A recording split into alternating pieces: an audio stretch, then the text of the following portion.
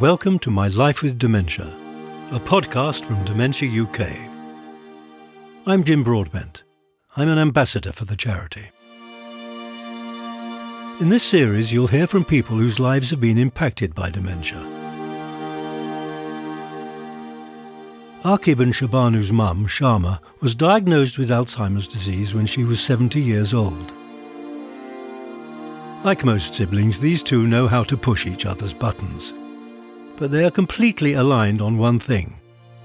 They both want what's best for their mum.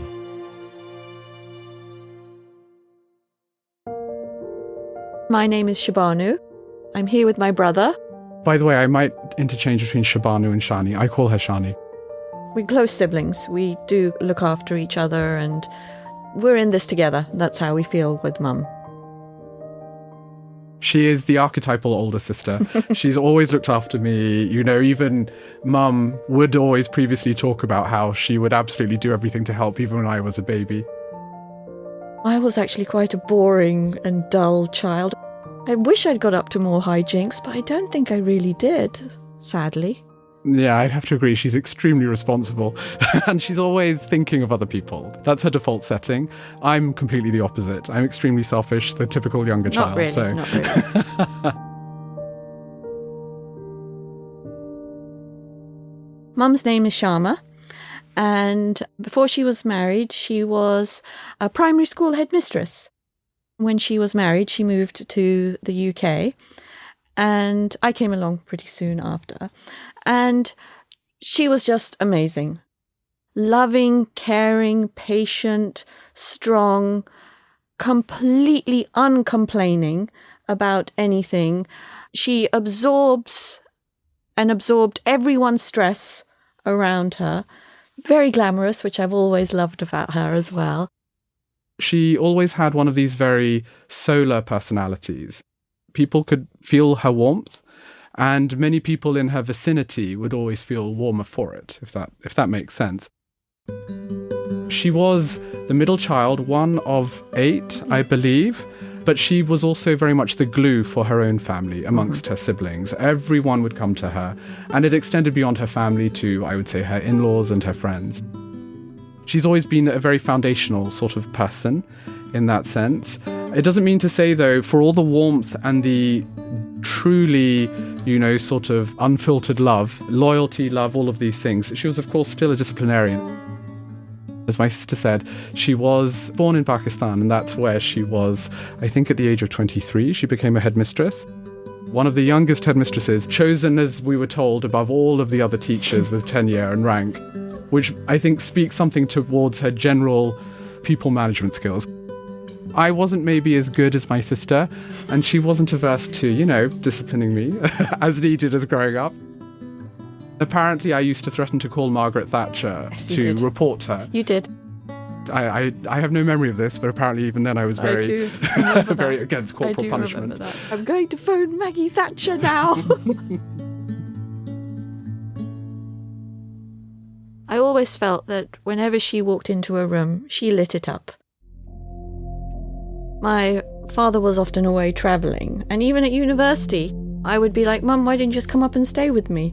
So we'd get a inflatable mattress, and she'd be in my room, and once or twice the fire alarm went off, and everybody's looking around going, who's this who's come out with everybody else?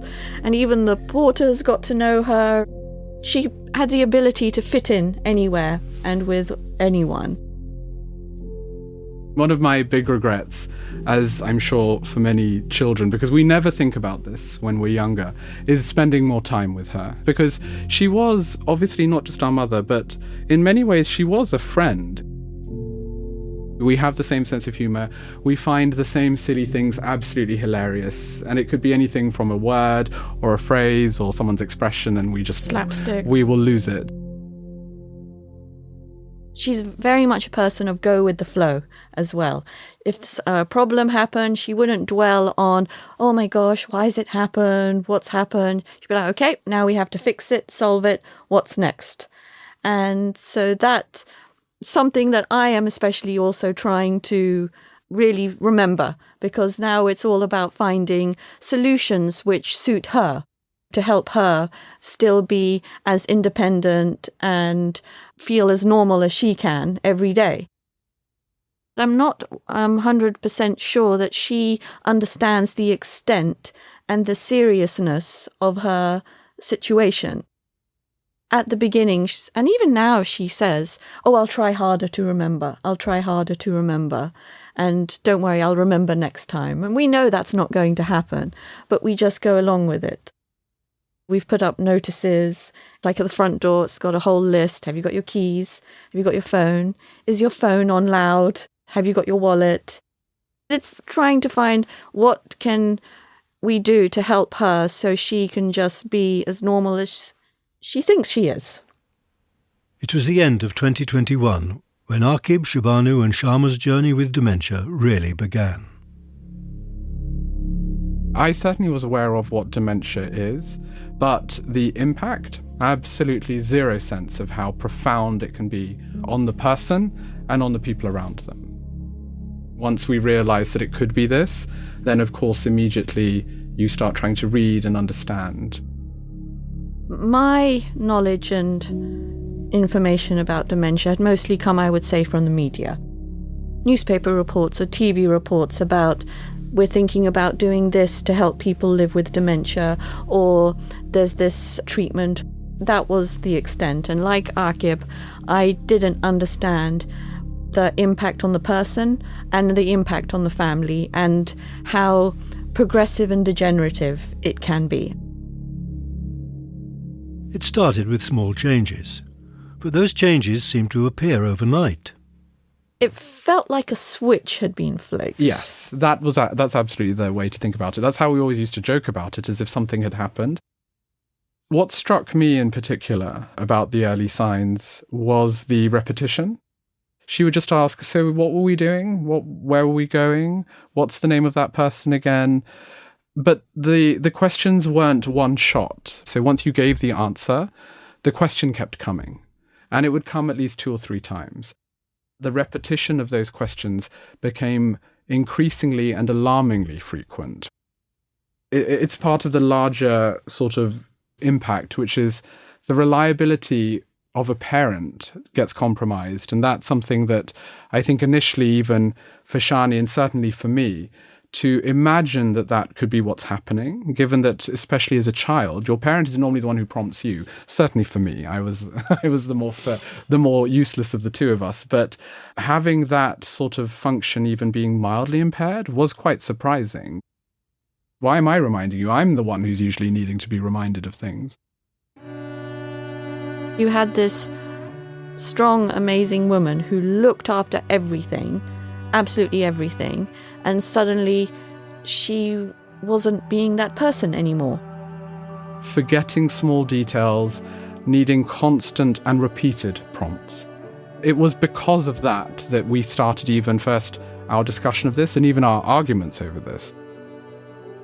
Shani had one type of reaction and I had another. When we noticed the changes, I pushed it deep down. I didn't want it to be that. I thought about it, but I didn't want it to be that.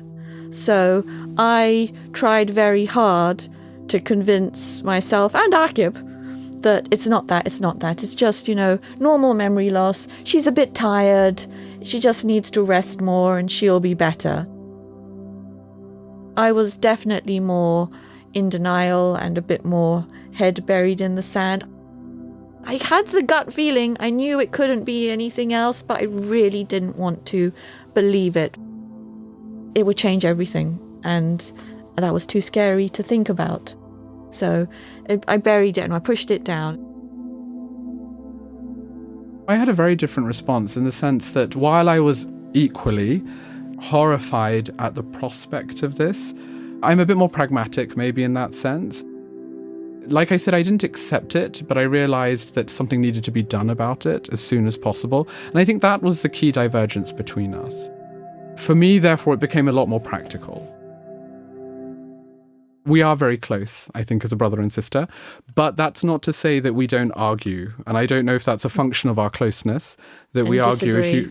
We argue a huge amount over I would say the important things, and of course the smaller things when we were young. But this experience that we're going through right now is absolutely testing our relationship. I would say that we argued a lot when we were leading up to the diagnosis. There's still disagreements that we have over the best approach and how to care for mum, what's best for mum. Both of us were very horrified at the prospect of this, but I think I leaned into it much faster. I said, look, this looks and sounds like this. As in, this isn't just maybe traditional aging and forgetfulness that, many elderly people go through. I was, I think, a lot more wary of the sinister nature of what this disease could be. And the consequences. And the impact on us. Precisely. As well. The irony is that my sister is super organized, but I'm a lot more strategic in my thinking and a bit more long term. So I already started thinking that, okay, we are not set up to deal with this. So we need to know as soon as possible what's going on, and then realize that if we have to make changes to the way we do things, everything from our vocabulary and our mindset through to, if I'm brutally honest, I mean, I've had these conversations even at the beginning with Shani about, do we then need to maybe think about buying a wheelchair? Should we have that ready? Walking sticks? Hospital beds in the house if we don't want to put her in care? I came to this so much heavier in a way than Shani did. And I realized that traumatized her even more, a little bit. Throughout that period, that's when we were probably interacting and arguing and just trying to make sense of it ourselves, together and separately. I would be sending Shani all these links, like, read this, this will prove my point. And she would send me links going, no, it's just stress. Don't worry, it's just about stress. So we would just be going backwards and forwards in this way. But the reality is that I have to give full credit to Shani. This is also the awful thing in my case. I'm quite a bit lazier than my sister. I knew that if I convinced her, everything would start to go into action. We're lucky to have this dynamic in a way, which makes this sound so awful, as if I'm like some ideas person, you do everything. It's not like that. But I just knew that if I could convince her, that the ball would start rolling in that sense. And in the end, it was Shahbanu who brought up the symptoms with their mum's physician at the beginning of 2022. By this point, both of them felt sure a dementia diagnosis was coming. So they moved on to next steps. What could they do to support their mum?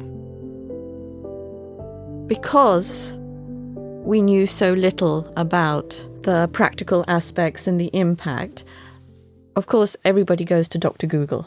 And you're looking around, you're reading so much, you don't know what to read. You need to check the dates of what you're reading because things can be old. And so we came across the Dementia UK website and their Admiral nurses. Admiral nurses are specialist dementia nurses. They offer free advice and support to help families that are caring for someone with dementia. I sent it to Aqib and he said, great, let's make an appointment. Because we need outside help. We need someone to explain what's going on, even what's going on in her head, so that we can understand how her brain has changed and how it's now operating. Virtual appointments had been set up. So I was able to liaise with Aqib and say, are you going to be free? And then we got our first appointment. And I think it was with Admiral Nurse Ruby, I think it was her name. That was very, very important. She used a bookcase analogy to explain what's happening with mum's brain, how the books on the top, i.e. the newer memories, if you shake a bookcase, they're the first ones that are going to fall off. Memories at the bottom, your earlier memories, those are heavier books at the bottom. That's going to be stronger. And it was those just straightforward explanations using simple analogies that really helped us to then change our thinking and change our vocabulary and how we talk to mum. To have someone explain it to you in an extremely empathetic and very, very kind way made all the difference. And actually, I think that was probably the first time that even we got on the same page. Yes, yeah. Because before then, I would be getting annoyed with Shani to say, stop asking her, or getting annoyed with her, stop being frustrated with her. And I, of course, would occasionally get frustrated with mum too, but I would always be, picking Shani up about it because I think she was still maybe a little bit more in the, no, she's fine. She can snap. I can snap her out of it, sort of. There was a little bit of that. Yeah, I can snap her out of it. This isn't anything serious. But I think talking to Ruby, understanding that this is absolutely something very serious, and there is a pattern to it, and that we're not the only people who are noticing these things. I think that made a huge, huge difference. I think that definitely then when it came to the diagnosis appointment, we were calmer. Yes, we were calmer, and we weren't going to fall to pieces in the doctor's office. It was definitely calmer and not necessarily easier, but we were better prepared for when she actually said it. And then it became a matter of, okay, how do we help? How do we help? How can we keep her quality of life as good as possible for as long as possible? Shama was referred to a memory clinic. That's where the doctor sent her for an MRI, for her ECG, and did the Addenbrooke test for the first time. It's a test divided into certain categories, so recall, date, name, address, drawing things like drawing a clock face, identifying items. Took a lot of background information from Mum, so her education level, she's a master's. They asked us separately about what we'd noticed, and then the test score and all these things taken together was probable Alzheimer's.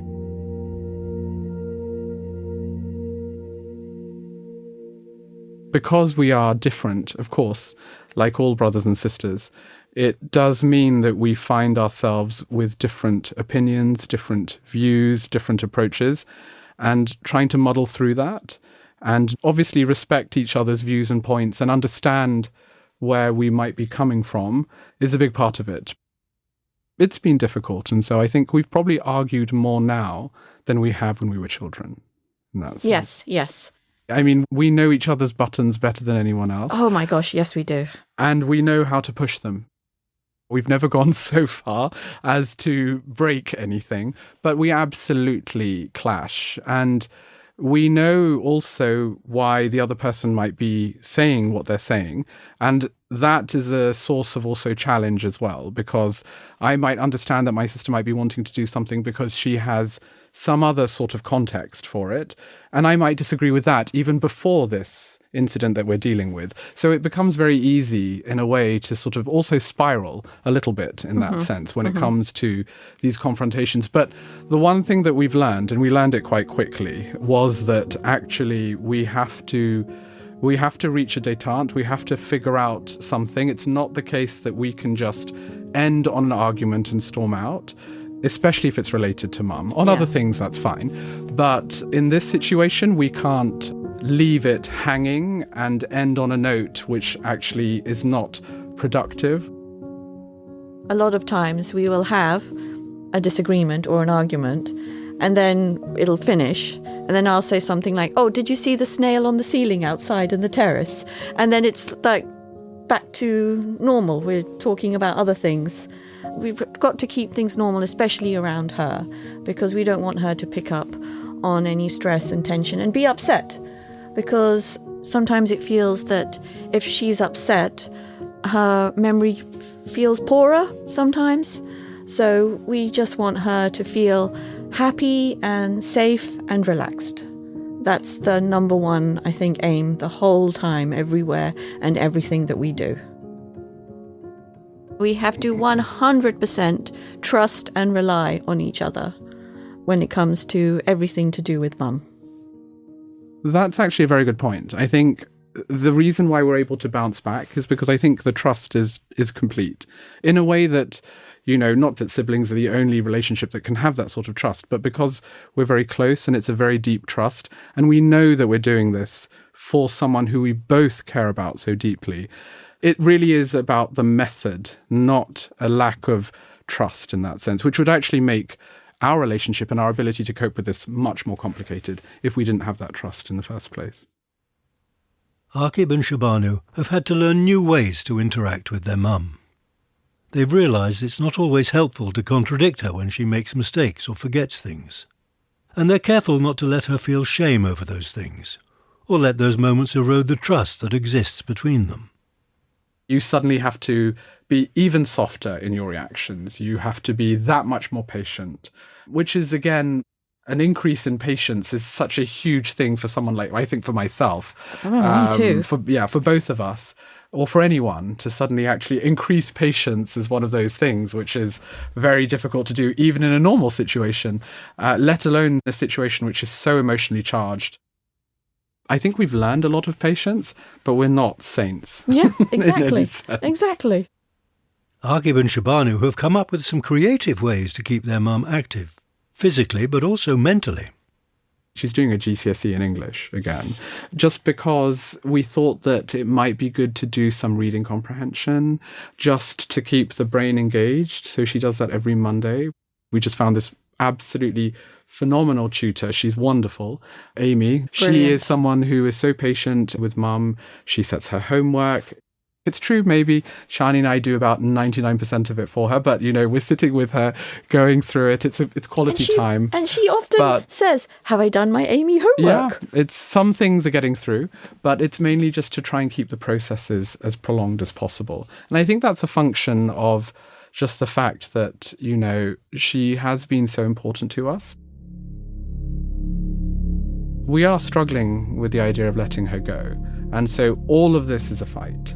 And I don't think we've quite accepted that we won't win, but we will do our best in that sense to delay it, to delay and keep her recognizing us for as long as possible. That's a horrible thing. When I bring her breakfast in the morning, I give her a morning kiss and open the curtains. Will she remember who I am? So that's really scary.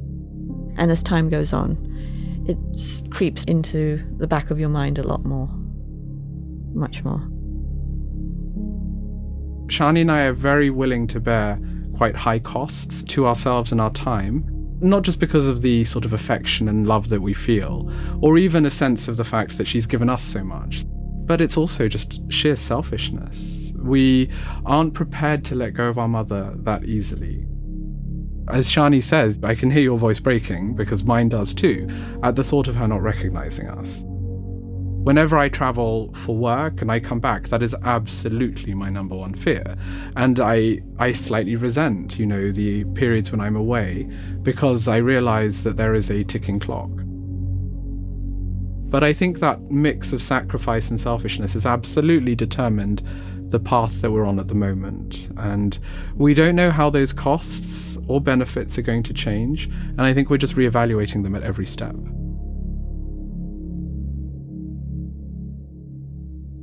If we were to share one thing with those who are listening, it is just try and remember that while it's very, very complicated, it's very, very scary. It's very complex. Unknown. There's huge unknowns. There is still a huge amount of quality time and enjoyment that you can derive even in this very stressful moment. Another thing which Ruby told us was that she was always still going to experience joy in the moment.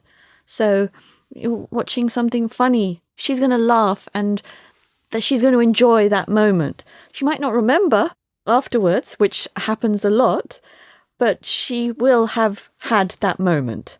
She would have been happy and laughing and smiling, or, telling us off for something or something like that. All those moments still happen. She just doesn't remember them. She and I watched a film. It was this silly heist film about a group of air stewards. And then Aqib came back and said, I wanted to watch that film. I said, let's watch it again, because she won't remember. And we watched it again, and what I thought was adorable was that she laughed and made the same comments at the same points in the film that she did the first time. Exactly the same comments she was making the second time round. I don't know if that's a memory in the way. She's still enjoying the film again. If there's something that we've learned, it's that you don't need the memory to share the moment.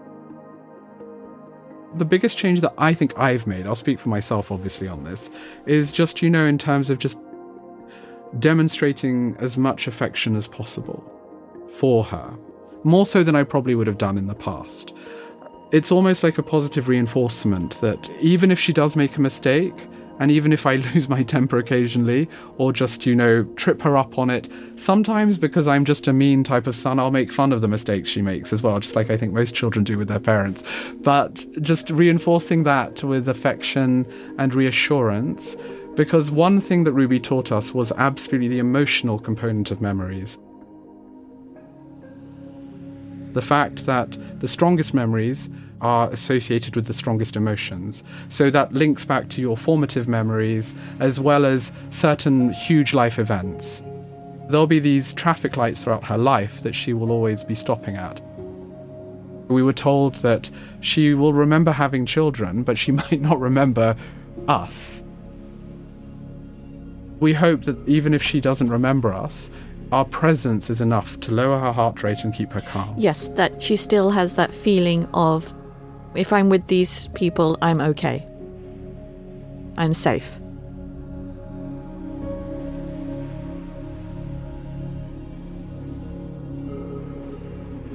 Thank you to Aqib and Shahbanu for being so open about the emotional reality of caring for a parent with dementia.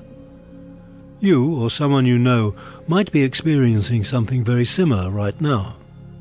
And two of Dementia UK's Admiral nurses, Hilda and Vic, are here now to talk a little more about family dynamics and dementia. Hi, my name is Vic Lyons. I'm one of the senior Admiral nurses at Dementia UK. I'm Hilda Hayo, and I'm the CEO and the Chief Admiral Nurse of Dementia UK. So we've just heard from Aqib and Shahbanu, and they talked beautifully about their family's situation. And actually sometimes families have differences of opinions. It's common for families to feel that way. And that can be about everything, can't it? You know, even the most loving family, it's normal that you're going to have differences of opinions. You're going to have different opinions about what's the best care for somebody. And when you're living with this and you're in this situation, it's really important to acknowledge that, to say, look, we feel things are differently here. You know, that doesn't mean my opinion's right and yours is wrong. Mine's not better than yours. It's we're equals, and actually voicing those the differences of opinions that we may have can just help to kind of address them. Otherwise, it can sit there almost like an elephant in the room.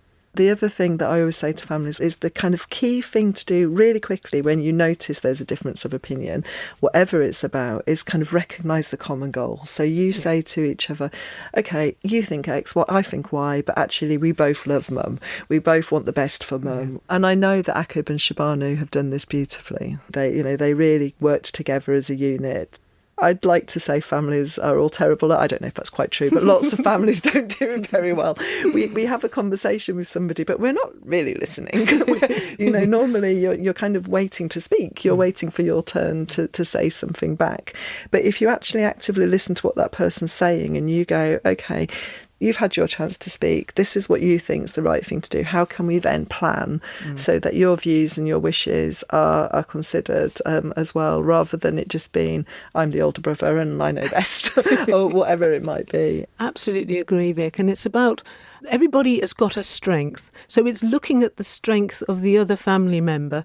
What is it they're better at? Is it the finances? Is it the cooking? Is it the taking on nice trips, going to the garden centre and have a cup of tea, going in the garden and doing some gardening?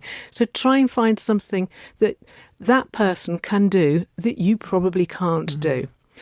It comes back to, as well, where is the person that's living with dementia's viewpoints in all of this? So if you have an advanced discussion about what that person wants for their life and how they want to live their life, then you've always got that to fall back on. So when there is a difference of opinion, and that I quite agree with you, Vic, in every family there is going to be some difference of opinion somewhere along the line, you can draw it back to, but that's what Mum, that's what Dad said, that's what your brother or sister said at that time.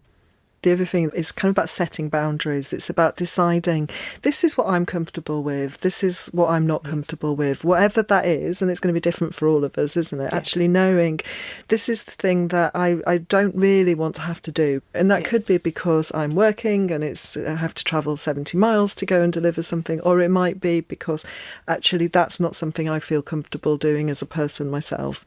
I think we're the callers to the helpline in particular have a difficulty is when one family member lives near to the person they're supporting and then another family member lives, say, 2 or 3 hours away. And there's this resentment as to why this other person that's living further away isn't actually doing their share. This comes back to look at what that person can do instead then, because finances nowadays, you can manage that online. You can do the shopping online. There's lots of things that person that's living a little bit further away can actually contribute. And sometimes it's about them contributing the money towards having a carer coming in to give a bit of respite so the other family member can go out and have a bit of a break. So it's about all of those things that help those communications to go a lot smoother within a family. Yeah. And bearing in mind that within families, there's often disagreements over lots of things, and sometimes the disagreement over what's happening with their parent is about something that happened when they were in their teens or in their 20s. So sometimes going and speaking to an Admiral nurse on the Admiral Nurse helpline or Admiral Nurse clinic can actually dig down and find out what the real issues are, because sometimes what's on the surface isn't the real issue at all. This has been an episode of My Life with Dementia, a podcast from Dementia UK. Please do subscribe in your podcast app, and you'll get new episodes as soon as they come out. You can find lots more information about the things we've talked about in this episode by visiting the Dementia UK website. It's dementiauk.org. You'll also find links to the website and other resources in the show notes for this episode. Thank you so much for listening.